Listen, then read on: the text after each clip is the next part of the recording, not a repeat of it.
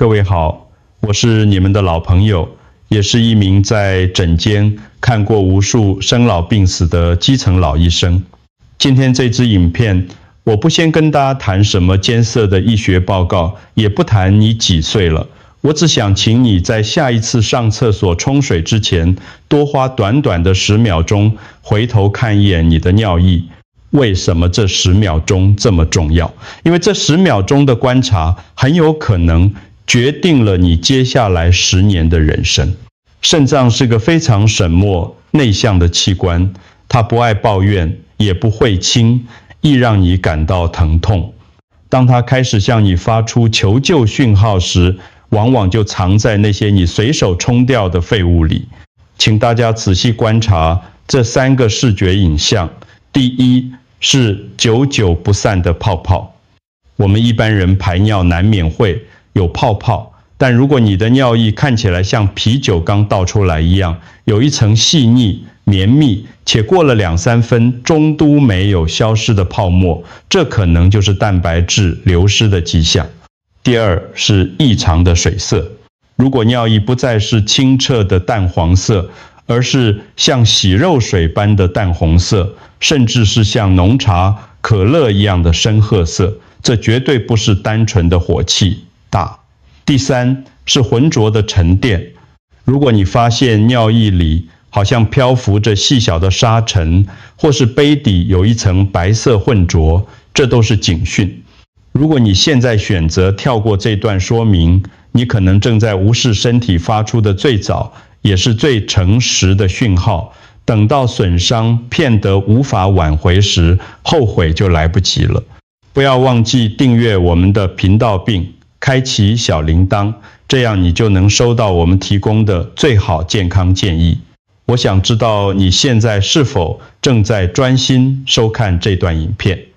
如果你觉得这些内容对你有帮助，请在评论区输入数字1，如果没有，请输入数字0。其实我们每个人的肾脏就像是一台全年无休的超级滤水器，每天要过滤高达180公升的血液，把对身体有害的毒素排出去。神奇的是，即便这个滤水器已经坏了一半，你可能还是不会觉得哪里痛，因为肾脏内部没有痛觉神经。这就是为什么很多人发现自己肾脏出问题时，通常都已经是中后期了。当然，我也要先安抚大家，不是所有的尿液泡泡都代表生病，有时候只是尿得太急，水喝太少，或蛋白质吃太多。这也是为什么我们需要接下来更深入的解析。但记住，第一道防线永远是你自己的眼睛。但是肾脏给出的第一个指照，往往不是你以为的那样。接下来我要谈谈一个大家最容易忽视，也最容易自我催眠的症状——疲劳。很多老人家，甚至是一些中壮年的朋友，来到我的诊间，总会说：“医生，我最近觉得好累，应该是因为年纪大了，体力偏差了吧？”老医生要在这里告诉大家一个非常重要的观念，这一种怎么睡都睡不饱的疲劳，往往不是老化的自然产物。请大家不要再把疲累当成理所当然。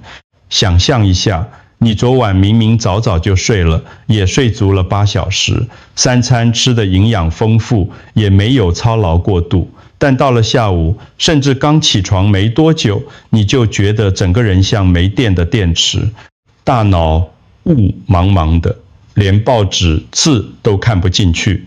这种疲劳病不是身体累了，而是身体脏了。这个里有2个主要的科学机制。第一，我们称之为尿毒负担。当你的肾脏功能衰退，血液里的代谢废物，像是尿素氮和肌酸酐，就像一堆垃圾，没人清理，在你的血管里乱窜。这些毒素会进入大脑，引发我们说的认知云雾，让你反应偏慢，注意力不集中。第2个原因更关键，那就是红血球生成素。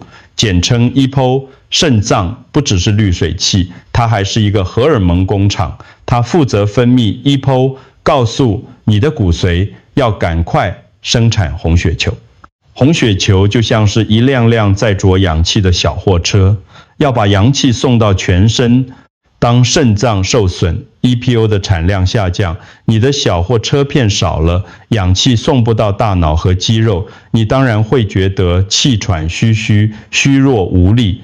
很多病人都会跟我争辩，说这只是最近压力大，但你要知道，这个种疲劳感是持续性的，是不管你怎么休息都无法消除的沈重感。这种感觉就像你开着一台老旧的车，油箱虽然是满的，但火星塞积碳，滤网堵塞，引擎怎么催就是跑不动。这不是你老了，是你的身体内部正在慢性中毒。但这个还不是最危险的地方，最危险的是你打从心底相信累是正常的。如果你一直忽视这种疲劳，你就是在放任你的肾脏走向衰竭的深渊。我们常说魔鬼藏在细节里，但这一次魔鬼藏在你的疲惫感里。说完疲劳，我们来聊聊另一个最常被误认的讯号：水肿与夜尿。老医生常在门诊遇到病人说，医生，我最近脚好像变胖了，鞋子到了下午就很紧，是不是我走路走太多了？或者有人会说，年纪大了，摄护腺肥大吧，晚上总要起来跑3-4次厕所。我们先来看看水肿，请你现在跟我做一个动作，观察你的小腿、胫骨或脚踝，用手指用力按压5秒钟后放开。如果皮肤没有立刻淡回，而是留下一个明显的小凹痕，这就是典型的手指压线性水肿。这不是胖，而是你的体液逃出了血管。当肾脏无法有效排泄盐分，也就是钠离子时，盐分会吸附大量水分留在体内，再加上肾脏受损，导致蛋白质从尿液漏掉，血液里的白蛋白不足。水分就像失去堤防的洪水，从血管渗透到组织间隙，造成下肢肿胀。接着是夜尿，很多人以为晚上起来上厕所是正常的退化，但请注意，如果你的夜尿次数从原本的0次、1次突然增加到3-4次，而且每次尿量还不少，这就是警讯。正常情况下，肾脏在夜间会浓缩尿液，让你不需要打断睡眠。但当肾功能下降，它失去了浓缩的能力，必须排出大量稀释的尿液来带走废物。这种被迫中断的睡眠，会让你的身体进入一个恶性循环，导致隔天更加疲惫，血压更高。老医生要严肃地提醒大家，这不仅仅是因为你晚上水喝太多。如果这丝情况持续出现，你的身体正在告诉你它的过滤系统出了大问题。很多人会想，那我就少吃点盐，晚上少喝水就好了。如果你真的这样想，那你就完全误解了问题的本质。水肿与夜尿只是冰山一角，如果你只处理表面症状，而不去检查肾脏的过滤效率，就像水管破了，你只忙着擦地上的水，却不去补那个洞一样。而且千万不要以为不会痛就没事，这种悄悄发生的睡眠破坏与身体肿胀，正在无声无息地推动你的生命走向衰竭的漩涡。这是一个关于平衡的问题。当你的肾脏无法帮你维持水分和盐分的平衡时，这就是一场全身性的风暴。在这里，我想跟大家分享一个真实的故事。我有位63岁的病人，我们叫他阿明伯吧。阿明伯平常体格很好，很少感冒生病。有一天他来找我，不是因为哪里痛，他只是淡淡的说，老医生，我最近皮肤好痒，怎么抓都没用，而且吃东西好像没什么胃口，闻到鱼味会有点恶心。他那时候还笑着说，应该是季节更替，皮肤过敏。我当时心里一惊，立刻帮他安排了检查，结果出来，他的肾功能只剩下不到15%。阿明伯当场愣住了，他问我，医生，不可能吧？我完全不会痛啊，我腰也不酸，尿尿也还算正常，怎么会这么严重？这就是肾脏病最可怕的陷阱。老医生要告诉大家一个残酷的实情，肾脏病在恶化过程中几乎完全不会痛。如果你的观念是有痛才有病，那你真的大错特错。很多人觉得腰酸就是肾亏或肾脏病，其实大部分的腰酸是腰部肌肉、韧带或脊椎的问题。真正的肾脏痛通常是肾结石卡住水路，或是急性发炎肿胀。那肿痛是会让你满地找牙的。而慢性肾衰竭，它是个安静的杀手，它只会给你一些无关痛痒的小讯号，像是刚刚提过的痒和食欲不振。阿明伯的皮肤痒，其实是因为血液里的磷离子太高和钙离子结合后沉积在皮肤，那肿痒是从骨子里透出来的，擦什么药都没用。至于恶心，是因为尿毒素刺激了胃肠道。我也想在这里破解一个很普遍的迷思，很多人听说多喝水对肾脏好，就开始叛命灌水，以为这样可以洗干净肾脏。老医生要纠正你，当你的肾功能已经受损，排水能力下降时，强迫自己喝过量的水，反而会加重水肿，甚至引发肺积水，让你喘不过气。重点不在于你喝了多少水，而在于你的肾脏还有多少能力去处理这些水。所以请大家记住，不痛不代表健康。如果你发现尿液颜色变成像茶叶、水红色或棕色，这就是红灯警报。我们不能只是消极的等待症状出现，更不能靠感觉来判断健康。阿明伯的故事告诉我们，如果你等到痛了才想看医生，往往这段路已经走得太远，回不了头了。现在开始，我们必须从被动观察症状转为主动检查功能，这才是保命的唯一路径。当肾脏病进展到一个阶段，你的生活品质会开始全方位的崩解，而这一切通常是从你的嘴巴开始的。想象一下，你面前摆着一盘你最爱的排骨饭或清蒸鱼，但当你满怀期待地咬下一口时，你却皱起眉头，因为那块肉尝起来不再鲜甜，反而带着一股挥之不去的苦涩，甚至有一种生锈铁钉的金属味。这不是厨师失手，也不是食材不新鲜，而是你体内的尿毒素在捣鬼。当血液中的尿素含量过高时，它会随分泌进入唾液。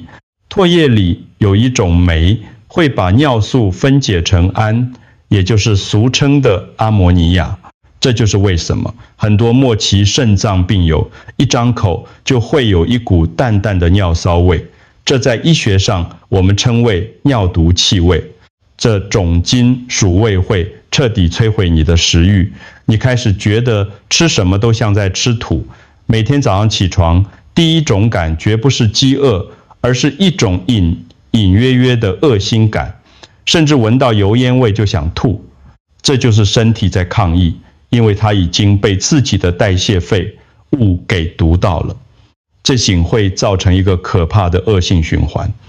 因为不想吃，你开始营养不良，因为营养不良，你的肌肉开始萎缩，体力迅速下降，你变得很虚弱，走几步路就喘，甚至连拿个重物都觉得困难。老医生看过太多病人，原本是家里的顶梁柱，却在短短几个月内变得面黄肌瘦，弱不禁风。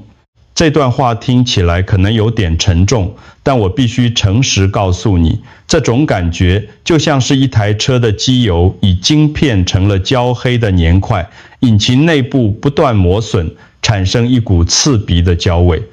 这不只是你想不想吃东西的问题，这是你的身体正在自我中毒，你的每一个器官都在这些污秽的血液中痛苦的挣扎。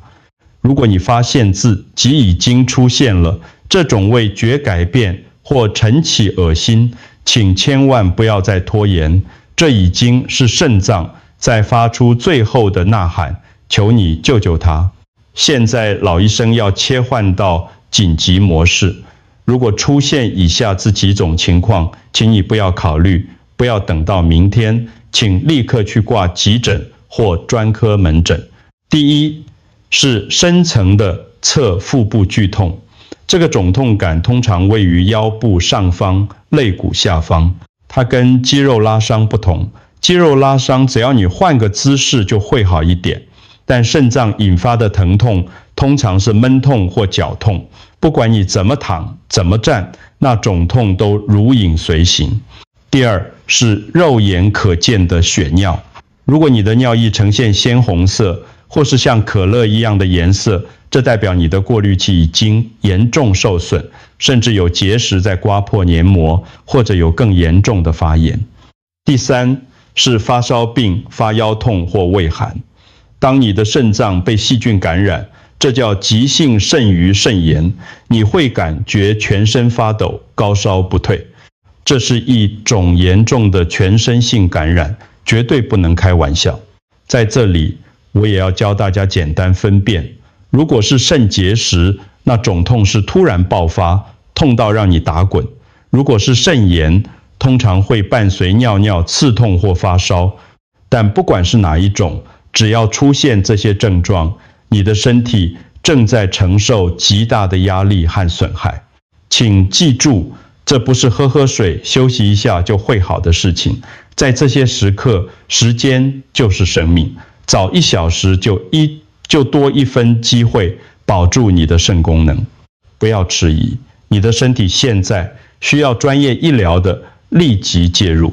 听完了前面那么多沉重的警讯，大家可能会觉得很焦虑。老医生要跟各位说，放轻松，虽然肾脏很脆弱，但只要我们掌握方法，你绝对不是束手无策的。这就是我们今天的行动方案。我要给你一套完整的可以立即执行的检查计划。首先，最科学也最准确的方法就是抽血和验尿。请大家记住这2个关：件数据。抽血要看的是肌酸酐 creatinine， 但更重要的是看由它计算出来的肾丝球过滤率 eGFR。你可以把 eGFR 想象成肾脏的工作分数，100分是满分。如果你的分数掉到60分以下，就要开始警戒；如果掉到15分以下，就是末期了。接着是验尿，要看的是微量白蛋白与肌酸酐的比值 ACR。就像我前面说的，肾脏如果像筛子，验尿就是检查这个筛子有没有破洞，让营养的蛋白质漏出来。哪些人是高危险群？必须每年定期检查。如果你有糖尿病、高血压，或者是长期服用止痛药的朋友，你就是肾脏病的头号目标。糖尿病的血糖会像糖浆一样粘在血管壁，破坏肾脏的微血管，而高血压则会像强力的水压，把肾脏的过滤网给撑破。所以控制好血压和血糖，就是对肾脏最好的保养。在饮食上，老医生有几个简单但非常有效的建议。第一，减少加工食品，那些火腿、罐头、零食里藏着大量的磷和钠，这些对受损的肾脏来说都是沈重的负担。第二，适量摄取水分，但不要过量，要根据你的尿量来微调。第三，绝对不要乱吃，不明来源的草药或成药。很多药物是需要经由肾脏代谢的，乱吃药就像是叫一个生病的人去搬重物，只会让他病得更重。我还要教大家一个沟通的小技巧，下次你去医院看健检报告，或者觉得不舒服时，不要只跟医生说我觉得很累，请你有条理地告诉医生，医生，我最近有夜尿，次数增加，脚踝水肿的现象，我想请您帮我检查一下肾丝球过滤率、eGFR 和尿蛋白。当你展现出你的专业与主动，医生会更能针对你的核心问题给予协助。最后，我想送给大家一句话：保护肾脏，最好的时机是10年前，其次就是现在。肾脏一旦受损，大部分是不可逆的，但我们可以透过正确的饮食规律的运动和医疗追踪来冻结它的退化，让你跟它和平共处一辈子。希望今天的分享能让你对这个神墨的守护者有更多的了解，不要恐惧，要行动，只要你愿意听他的求救声，他就能陪你走得更远。如果你想知道更多关于如何透过正确饮食来逆转肾功能的技巧，请继续关注我们的下一支影片。祝各位平安健康，我们诊间再见。